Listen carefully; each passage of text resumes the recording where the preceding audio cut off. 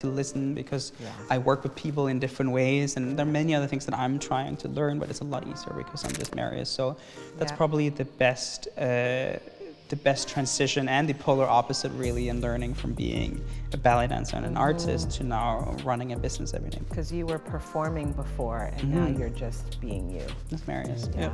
No, that's phenomenal.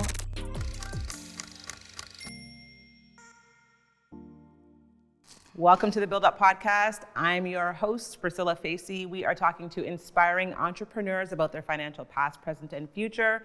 We're talking to people who were exactly where you are today. And today we have Marius Ronnov, who has built literally from the ground up a very successful multi-million dollar company. Hubert, so tell us all about it. Thank you so much for having me. It's exciting. Yeah. What do you want to know? What I want to know, what the audience wants to know, where you came from. I know you immigrated to Canada many years ago. I know you've got a really interesting history from Denmark, and how you came here, challenges, things you learned along the way, and how you've managed to build this little empire. Yeah. Well, I think we can be here all day, but I'll do the short version. Cold notes. Yeah. No, I appreciate it. Well, thank you so much for having me, and it's super exciting to be able to share these stories. So, I should say, like, starting from very humble beginnings. My family were and still is in Denmark. My mom is a school teacher at a public school. I've been there for, I think, 30 years. Oh, wow. She loves her job and she loves the kids. And my dad is a fisherman and a commercial fisherman and still does that. So I grew up either around school books or these like big crates of fish and ice. Very fragrant. Absolutely. And in a country that is, known for its quaint history and beautiful buildings and H.C. Andersen fairy tales and all these fun things. And it really was like a very beautiful and quiet upbringing where I got to be a kid and be outside and have a great time with my family, but where I also spent a lot of time training, becoming a professional ballet dancer. Professional ballet dancer. Yeah. At what point did you know you wanted to be a ballet dancer? Yeah, I don't think I really knew that I wanted to be a ballet dancer. My sister went to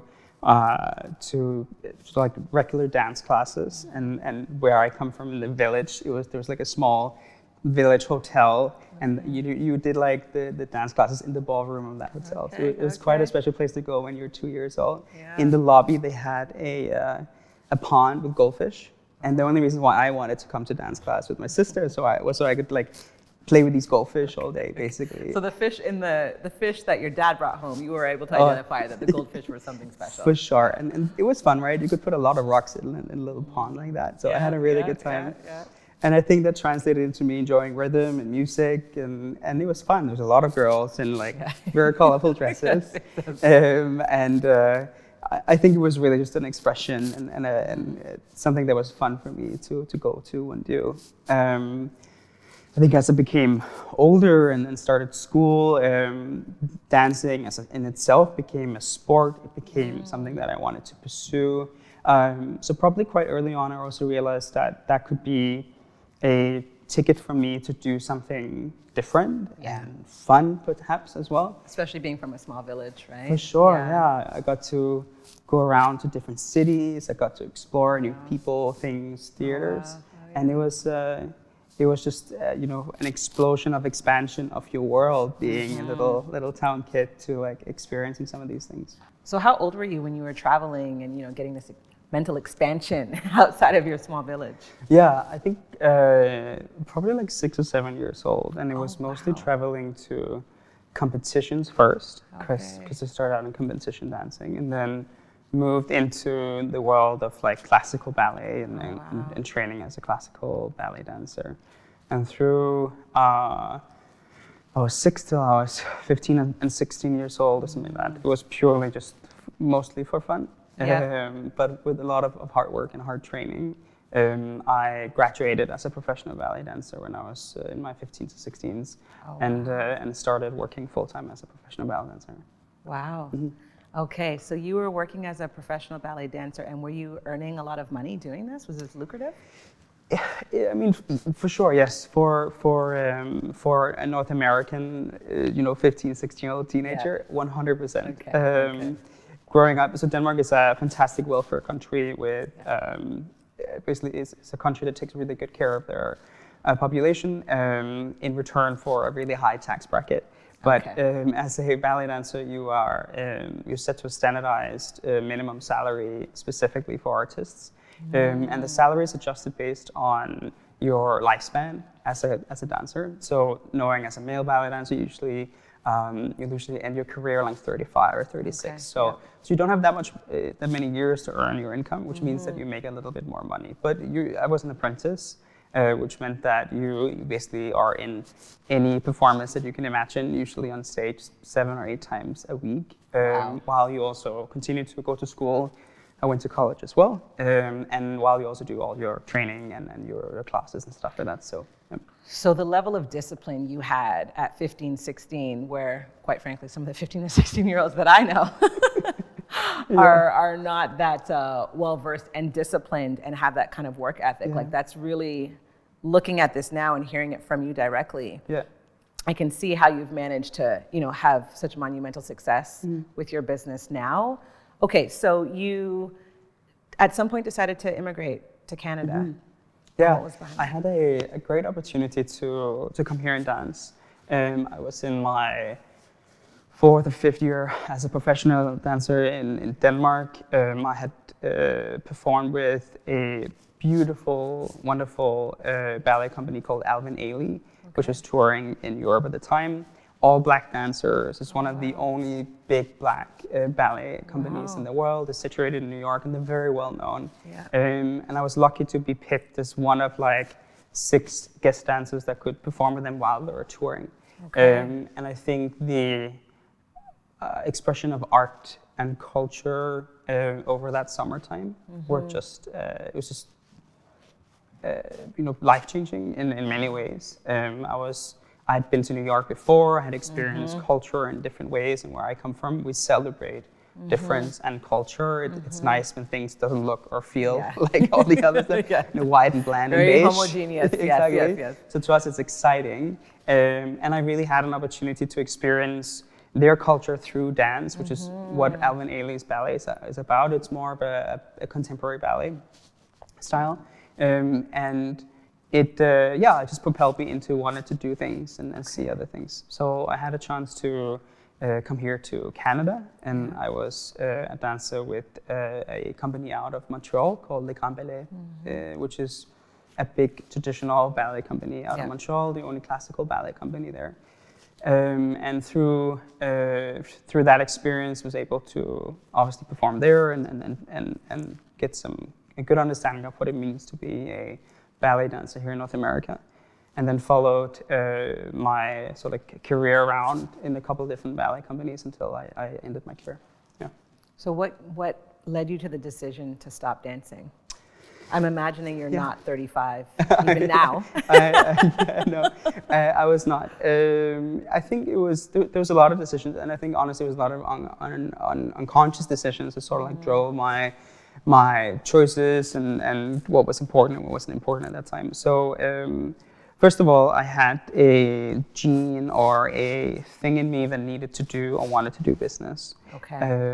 From I was a kid, I would have random little stores out on our street. I think I got my dad to invest in like a commercial popcorn machine when I was 12 years old, which I would go to these like fairs with every summer and sell popcorn to like make pocket money for whatever that could be, dance costumes or family vacations. So there was something in me that wanted to understand or be part of what it is to operate a business. At the same time, I was at the peak of my career. So I had an opportunity to experience what it is to be a solo dancer or perform something on your own on stage. I had the opportunity to refine my craft and hone it to an extent where I felt it was just, it was how I wanted it. And that's a strange feeling as a ballet dancer, because you really never stop improving of what you can do and who you are. You are your instrument. So it's an ongoing everyday struggle sometimes to get going and to find those improvements and live that environment. And I think finally I understood that I was not able to go back as a 40-year-old and be a ballet dancer again. That's really difficult and doesn't exist. So I knew I had to really use every day and every moment in that period of my life to experience what it was to be an artist and live off being a professional artist, which not a lot of people do, unfortunately. Yeah, no, 100%. I mean, I'm married to an artist, and so I'm very much a part of that community. And it's a mental thing, especially here, and it may be different in Denmark, but here it's almost celebrated if you're a starving artist. You know, you should want to almost like go hungry and starve for your art. And part of the conversations that we're constantly having, just my husband and I, are just, well, why does it have to be that way? You have to change that narrative, because if you're constantly telling yourself that story, that's what it's going to be, you know. 100%. And I think now more than ever, you know, in this era we're in with COVID and the pandemic, I think art actually should be valued more, because we're just, you know, we're literally dying for that little bit of joy, you know. And so I can certainly appreciate. But for you, you sort of had this dual mindset of like, I'm gonna flourish as an artist, as a dancer, but I want something that's, you know, there's something in you that was driving a more business perspective and a business focus later. So how did you make that transition? I think, as I see it, it's I compare it to if we struggle to pay our rent, we will very often focus on pay our rent, and we will not focus on developing ourselves or finding the next job or expanding our family for that reason. And I think it's very similar to that being an artist. If you struggle to pay your rent as an artist, or to survive through pain and hard work and whatever that can be, then that's what you focus on, and it's not on developing yourself as an artist or maybe enjoying those moments. And there are like many incredibly giving moments as a artist, regardless of what you do. It doesn't have to be on a stage in front of 4,000 people, right? So you ultimately made a decision to move into the business space from becoming a dancer, and you've obviously had a lot of, you know, mental philosophies and things that were merging in a way that I don't think is very common at all. There isn't really that intersection between art and business existing in one person. So tell me a little bit about that. Yeah, I think the fundamentals are about the same. I think there's a lot of like opportunity in hard work and perseverance in general. And as a Danish ballet dancer that is paid fairly well and taken well care of because of unions and because of the government really investing in a space of fine arts or any type of arts really in general. I think I grew up with an opportunity to be able to take advantage of that and be part of that, which is also a very, it's a high performance, very secluded and very limited amount of people that do that on an everyday basis, but that was the opportunity. And I think as a ballet dancer in North America, it was sort of like very the opposite. Ballet training and fine art sometimes is it's a mass sport, it's mass produced, it's mass built, and really honing on your craft here can be really difficult because of you know what you're paid and how you do it and how you can live through your art as well. So I was experiencing a lot of difficulties in my personal life, being me and living through probably just what it meant to do what I was doing at that point for many years to come. And I had this opportunity to experience what greatness was, and I knew that it would be really hard to replicate that and continue to develop that for me over time. When you are told to do something or be something for your entire life, if you build your identity into what we do and not who we are, which most of us do. If I go to work today as a CEO, then that's who I am, and I think about what he wears, how he speaks, and how he deals with other people. And as a ballet dancer, it's very much the same thing. But how you and I think of a ballet dancer today, based on a Black Swan movie or us going to the theater or whatever, is very different from what a real life of an artist is, right? So acknowledging the fact that my identity of who I was probably not who I wanted to be in the future, and I struggled a ton over this probably 1 year period to really find the core of guiding principles for myself that would allow myself to then also pick a path to what was next.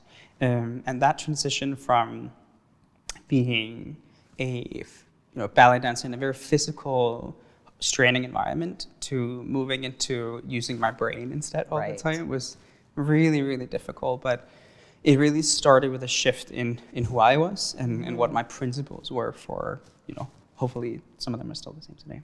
Yeah. No, I mean, I think that just speaks so much to, I guess, who you are as a person and just really listening to that inner voice, because so many of us have that. We all have it, and a lot of us just suppress it. And no, I have to be the CEO, even if my calling is telling me to become something else. I can certainly appreciate that. As someone myself who I always wanted to be a travel writer.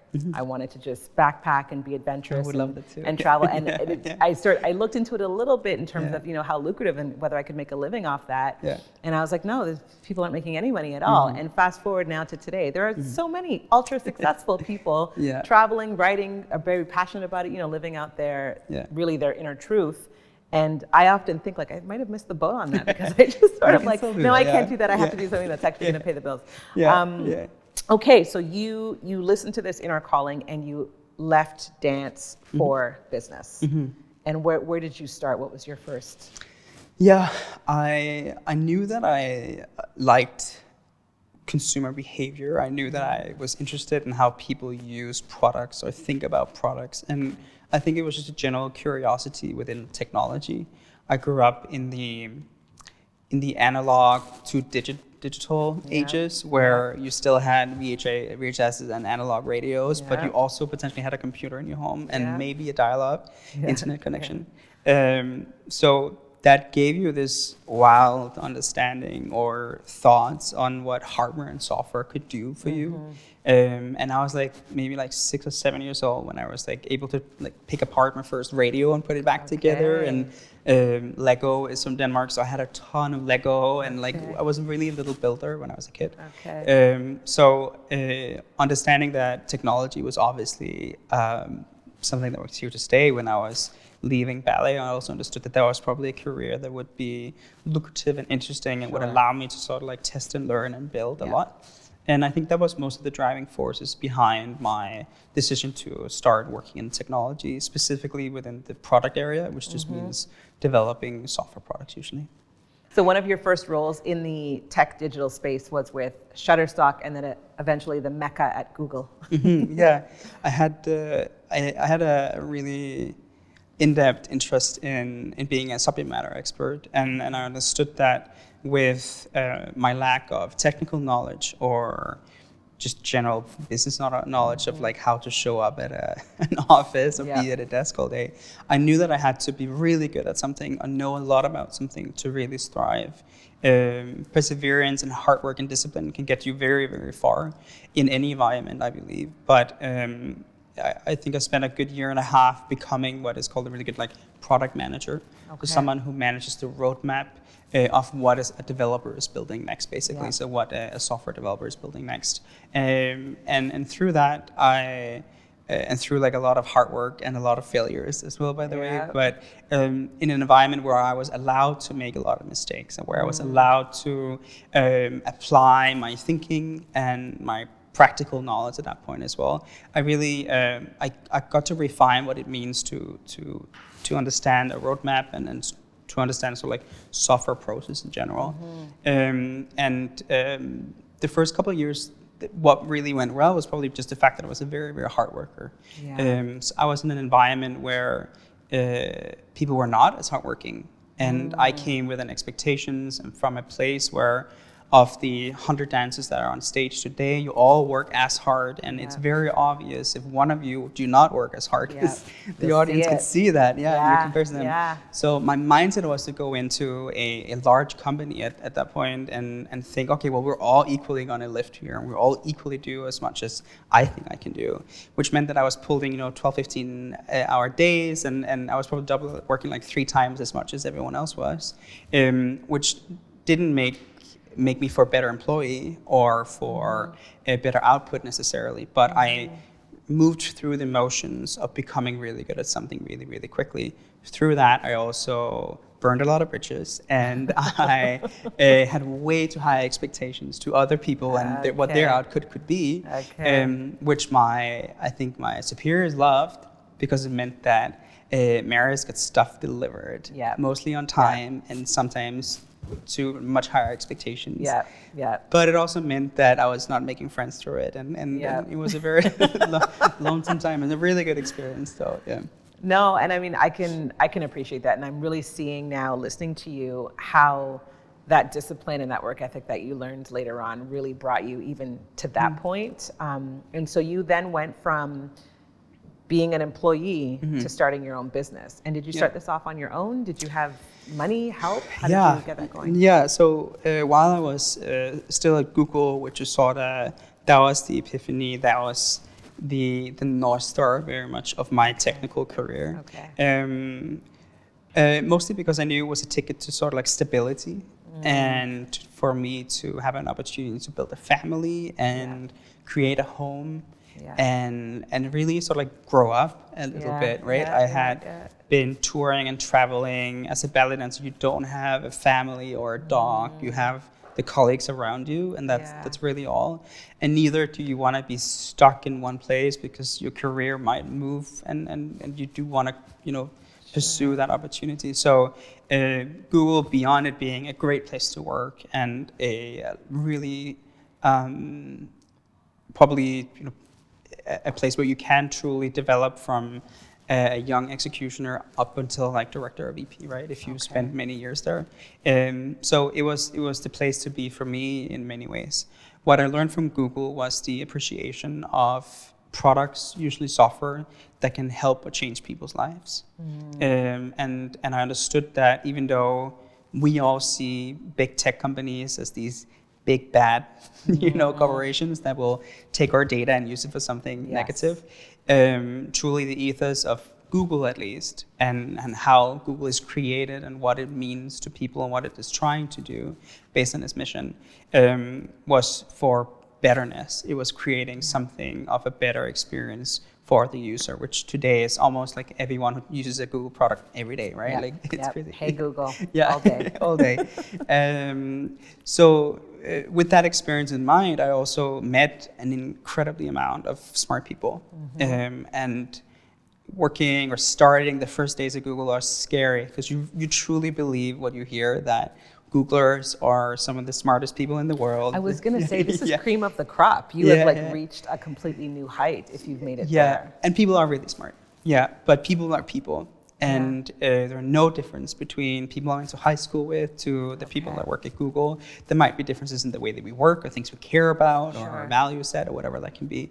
But in the end, it's normal, everyday people that go through the same stuff as you and I do, taking our dog to the vet, or picking up our daughter from school, or whatever that can be. Like, it's exactly the same thing. But met a lot of smart people, and got to experience what it meant to consult, got to experience what it meant to see other people building something from scratch. And early on, I was sent out for Google to support on people who were just coming to Canada, so newcomers finding a job, and also had the opportunity to consult and sort of like get into the nitty gritty of entrepreneurship. What I learned was that the opportunity and what you see as an entrepreneur, the experiences, the hardships, are very similar to my ballet career, where every day you deal with a new injury or something happening. And that was refreshing. It wasn't a physical sport, but it almost is a physical thing sometimes as an entrepreneur. The mental can become physical too, right? Like you really feel it in your body, whether it's a failure or a win. It becomes either exhausting or, celebratory, much like I imagine, at the end of a show, that applause, right? Totally, highs and lows, every day. And I think that excited me, and it allowed me to build my first company, which is a small advertising platform for nonprofit organizations. I built it with a colleague of mine at the time, and it was really a test case on what it meant to be an entrepreneur, what it took, some of the struggles that you go through to start. It was a short 1.5 years or something like that. And it primed me really well to building my next business, which I built with my husband. Oh, wow. Yeah. Okay. Yeah. And so I'm so curious about what that's like to work with your partner. Yeah. A little bit like dancing salsa with your partner. Yeah. Who leads Let when? me Yeah. lead. Let Yeah. me lead. Yeah. Okay. So then, did the two of you start this together? We did. Oh, yeah. wow. Yeah. And you're still both in your same roles together. It hasn't changed at all. Yeah. Wow. I don't know how it works. And Yeah. so that's a testament, I think, to your relationship. I think so too. Yeah. It's been we've done this now for almost 4 years, I think. So wow. yeah, it's been a while, and we didn't start a relationship wanting to work together. Actually, the opposite. And I had a very cushy job, and I was really happy, honestly, with where I was and what I was doing and working on a day-to-day. But I think we both knew that we had very complementary skill sets. Yeah. Jeff and I are not good at the same things at all, which is a lovely thing. Which is good, which Yeah. is really good. Yeah, and that allowed us to have some really great conversations about our lives and where we wanted to go and what we wanted to do and when we wanted to start a family and all these other things. Jeff is from Malaysia originally, so we're both immigrated to Canada. Most of our family, or all of our family, is outside of North America. Yeah. So it was a blank slate. You had a complete blank opportunity, a blank check without any cash in the bank. With no cash to start from scratch and really define, based on your principles and your shared values, what it meant to build a family and a business and even like where you want to live and And I think I was chatting with some other guests we had on another episode, and they said it's best to really outline where you want to go and dividing roles and duties and responsibilities when there's no money yet. So when you haven't, when you've built $10 million empire, well, that's when people can get a little bit dicey about sharing things up. But when you're starting something brand new, it's sort of like it's a much more refreshing outlook and gives you a lot more ability to plan that way. Totally. And so, so the two of you start this business, and you've taken it all the way to, tell me what the value is of your business today. Well, it's scary numbers, and I try not to think about it this much anymore. But yeah, we are we're above $500 million in valuations today, and really, I think focus a lot less on what that means, and more so on how we can continue to do what we're doing on a regular basis. So we build our business from a couple of people to 130 employees in 2.5 years. And this is 130 in 2.5 years. Yeah. And is this all based out of Toronto or? So around 60 of them is North America, and the rest of our team members are in Europe or overseas in Asia as well. So you've gone from an idea into building a business, 130 people over all of these countries, $500 million. That is phenomenal. And that you're sitting here and so humble about it. I mean. I have to be, yeah. No, I think it's humbling because we impact people every day. So every Friday, all of our team members around the globe gets together on an all hands. We share updates like who is starting next week or what is going well, what is not, blah, blah, blah. And then we do two things. So we all share gratitude. And with a lot of people in the call, it takes a lot of time. But it's a scary but also really thrilling thing to be able to articulate what you're grateful for to a lot of people around you that you work with every day. And then we end the call with a user story or two. So a story from one of our users today who's using our products and who either likes it or dislikes it. Sometimes it's not positive, but that puts it into perspective, and that makes me incredibly proud of what we have accomplished as a team. Wow. And how every day we impact more than 1 million active users and allow them to engage in what we call health management products, so software that support your general health and well-being. And so what are some of the pieces of advice you would want to give? I mean, I'm looking at this, and you've built so much success in such a short period of time. It's actually mind-blowing to me right now to even think about that level of growth. Where do you see yourself in the next 5 years? Hopefully sitting right here next to you with you, or in a salsa class with you. No, Oh my God. It's going to take me 5 years to learn how to properly dance. No, we'll figure it out. You can lead if you want. I think in the end, hopefully doing what we're doing right now, which really is just running a business that is very, very focused on what we call very universal pain points. So serving the widest population, most diverse population as possible, and allowing them to really manage their health and well-being through many different types of products in the home that either already exists or that they can connect to a piece of hardware that we develop or to a piece of software that we develop. But in the end, I think the general OKR for our business, beyond providing health management tools to as many people as possible, is always to build a place that we think is the best place to work. So when I left Google, I took principles and visions and all these great things beyond the omelet bar every morning, which I didn't take with me, unfortunately. I just should have.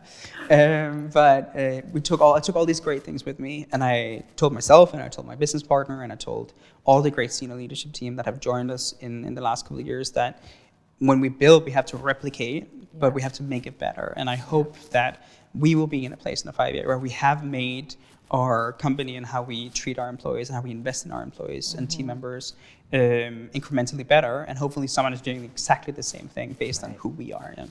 So that you can keep paying it forward that way through your team. Wow, that's amazing. So how would you say your career and experience as a dancer has impacted what you're doing today? I think it allowed me to think really big from the start and visualize, which is something you do a lot in ballet and any art form. Really, you visualize the music, the rhythm, how you play your instrument, whatever, but really visualize what it means to do work and be good at something.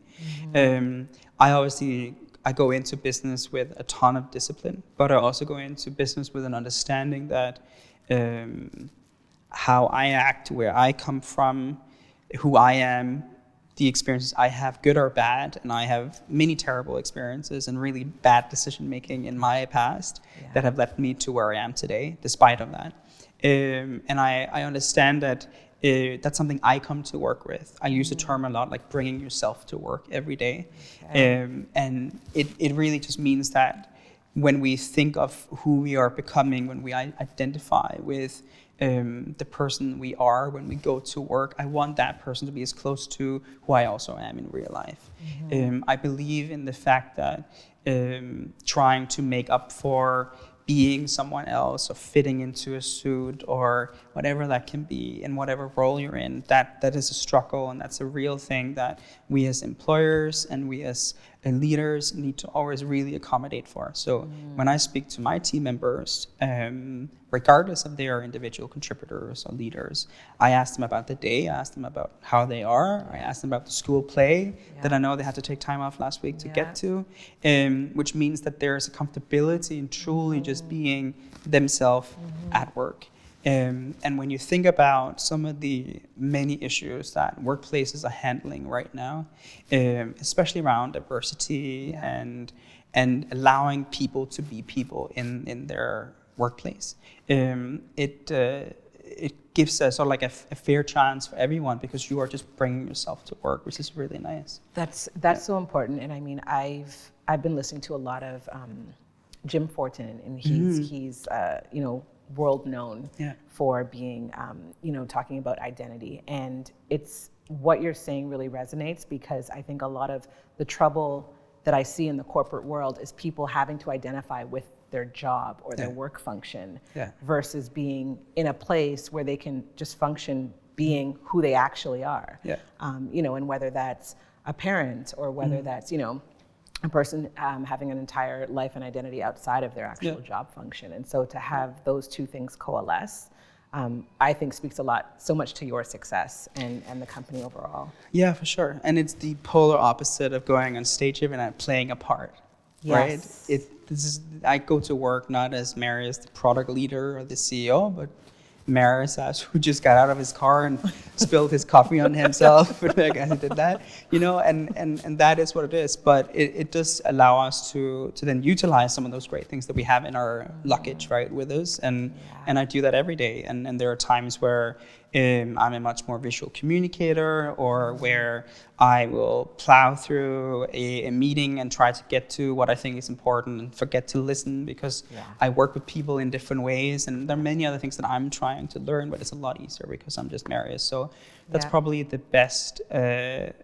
best transition and the polar opposite, really, in learning from being a ballet dancer and an artist to now running a business every day. Because you were performing before, and now you're just being you. That's Marius. Yeah. Yep.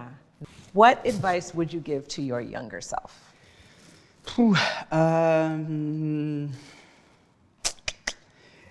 I mean, I hope I would have given myself a lot of advice. It's a lonely road sometimes being a ballet dancer, even though you have a lot of people telling you what to do and how to do things all the time.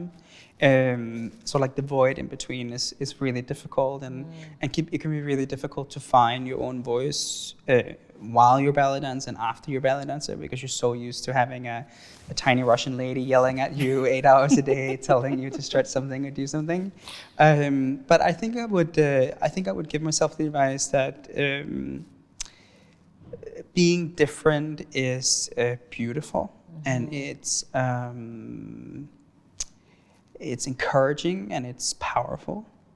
And that means that when you find ways to appreciate and harness that power, and when you discover the ability to enable other people to be different and celebrate that difference, that's when you are the most happy and the most successful, and where truly where, like, that's really where your life starts in a way.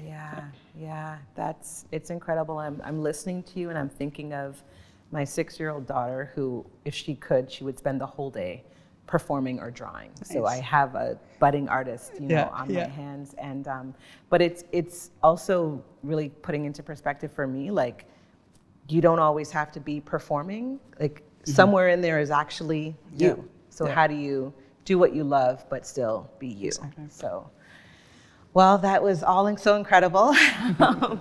Thank you so much for joining us. This has been another great episode of the Build Up Podcast. We are everywhere podcasts can be heard: iTunes, Spotify, all of that. This was Marius Ronnov, and see you next time.